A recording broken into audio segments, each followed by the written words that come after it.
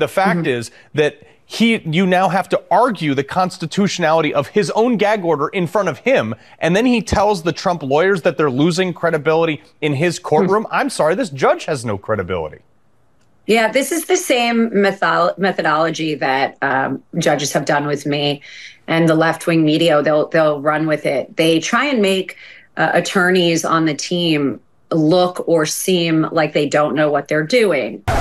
Winning always helps. He doesn't want anybody on his team representing him that's, going to keep failing, of course. But I don't have hopes really that high at this moment that the New York courts will do the right thing, that the jury will do the right thing. We're in a blue state, as you know, Greg. And she lost, so she's a loser. I'm not surprised that Trump is looking for appellate representation. It's one thing to be an advocate for your client, but it seems to go against our professional responsibility as attorneys to say that somebody cannot get a fair trial at all because the state the trial is in happens to vote blue for the presidency. Today with Mr. Blanche to say to Todd something like you're losing credibility because there's no case law on a president being gagged and his First Amendment rights being taken away. Well, let me tell you why there's no precedent on that. There's no precedent on that because it's never happened before. So they're asking us to back up things that you can't because it's never happened in this country. If you want to get precedent, maybe we need to look in Mexico or somewhere else where this would happen. But it doesn't happen in this country. This is Alina Habba already trying to taint the opinion of people in terms of whether or not Trump can get a fair trial. And there's a reason why her and other MAGA spokespeople are out there and they're emphasizing the fact that New York goes blue in the presidency and the fact that this jury is in New York City. Because the fact is the prosecution case against Trump is actually really good and they probably are going to get a conviction. And so what better way to say that he got it wrongly, right? That he shouldn't actually have been convicted is by saying that the whole thing was a sham to begin with. But for a lawyer to say this whole thing is a sham to begin with really veers on professional, unethical actions. The fact also is we saw in jury selection that there are actually some of the jurors on the case liked him. They said they liked some of the things they said, and some other jurors weren't even political at all. I know it's hard to imagine with all of us being so focused on it, but there's people out there that actually aren't really that focused on politics. So they were able to select a jury that had differing opinions, not only about Trump, but about politics. And that's exactly what any jury is supposed to do. No jury is really supposed to have a fixed opinion at all. And the reason why the prosecution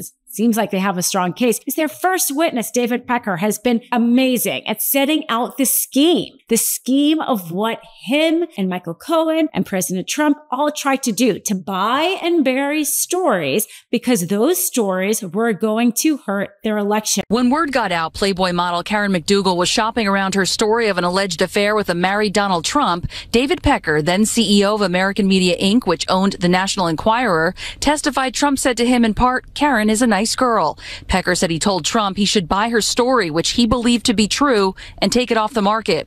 When it was suggested Pecker pay the $150,000, he asked why him and wanted to know who would reimburse him. Pecker testified Trump's then personal attorney Michael Cohen told him the boss will take care of it, meaning Trump. To get around campaign finance law, Pecker said he structured the agreement to substantiate McDougal's payment, listing her services like having a monthly column in several magazines to justify the money. Pecker said he had no intention of ever publishing the story and never reported it as a campaign contribution. "We didn't want the story to embarrass Mr. Trump or embarrass or hurt the campaign." Pecker testified the editor-in-chief of the National Enquirer told him adult film star Stormy Daniels was trying to sell her alleged story about a relationship with Trump and that they could make it go away for $120,000, saying via text, "I know the denials were made in the past, but this story is true." Pecker says he responded they could not pay, noting they'd already paid for 2 other stories, including McDougal's. "I am not a bank," he said. Further testifying, Cohen suggested he had paid for it with his own money. Pecker told Trump Cohen was concerned about his year-end bonus, to which he says Trump replied, "Don't worry about it. I'll take care of it." And we'll probably hear from Hope Hicks because she was involved in the campaign. And so she was most likely talking to them about how stories like this will hurt their campaign. And the fact is that's why they tried to buy and bury the stories, not for some personal reason. But remember, the prosecution doesn't even have to prove that they bought these stories in violation of our campaign contribution rules. They just have to prove that he falsified or caused the falsification of the business records with the intent to conceal another crime. And one of the other crimes are campaign contribution rules. Another one is our New York election laws, and the other one is the New York tax laws. Any of those crimes could be one of the object crimes that Trump was trying to conceal. So if you think of it that way, the only crime they have to prove is the falsification of the documents. That's not going to be very hard. We've seen in the other Trump or cases that Trump is very involved in his business. He was very involved in the record keeping in terms of he was on top of things. Part of what I want to read from the testimony that they released last night is David Pecker talking about Trump's involvement specifically. And he said, I would describe Mr. Trump as very knowledgeable. I would describe him as very detail-oriented.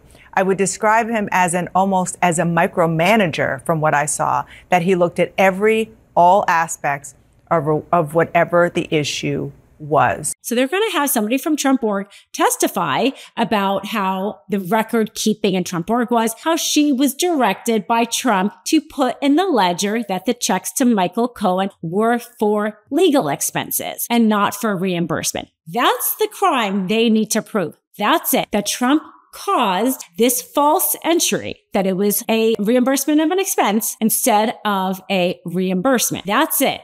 And then in terms of the intention, they just have to show that there was an intention to conceal tax law violation or this idea of violating the campaign contributions or the New York election laws. And there is so much evidence about them wanting to conceal it regarding the campaign. We have tape recording of Trump himself. I mean, Nixon was brought down by the tapes. Donald Trump will be brought down by the tape because he is on tape asking how much money they have to pay Karen McDougal in order to buy and bury her story. And although Karen McDougal's payment isn't part of this case because Karen McDougal's payment was paid by the Inquirer and Donald Trump never reimbursed the Inquirer, that evidence is brought in to show a pattern, that he had a pattern of paying off the stories. There's 3 stories, Karen McDougal, the doorman, and Stormy Daniels. And it's the Stormy Daniels payment that is at issue here. But again, he's on tape talking about it.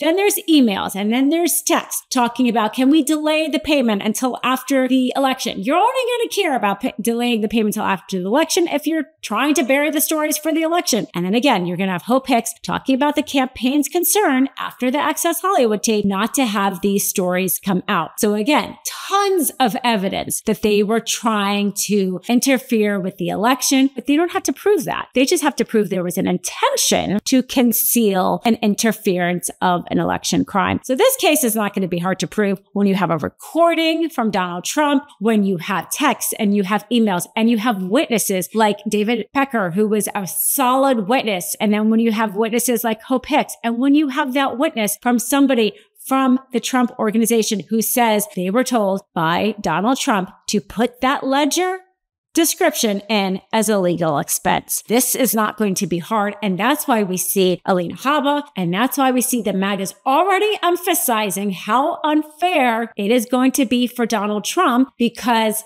it is most likely he is going to get convicted. And they have to already sow doubt in the credibility of that jury decision. I am sick of coming in front of the press and saying this, but you have to, because you people need to understand what is going on. God forbid you put an accounting thing in for legal counsel. It's legal counsel. And now our taxpayer dollars, my time, our attorney's fees are all here because they're afraid of 2024. And you know what? They should be, because the American people are not stupid. They see what's going on. Thank you. Legal advisor. And it's interesting here because Donald Trump talks over and over again about how the gag order is trying to silence him. The gag order is totally unconstitutional.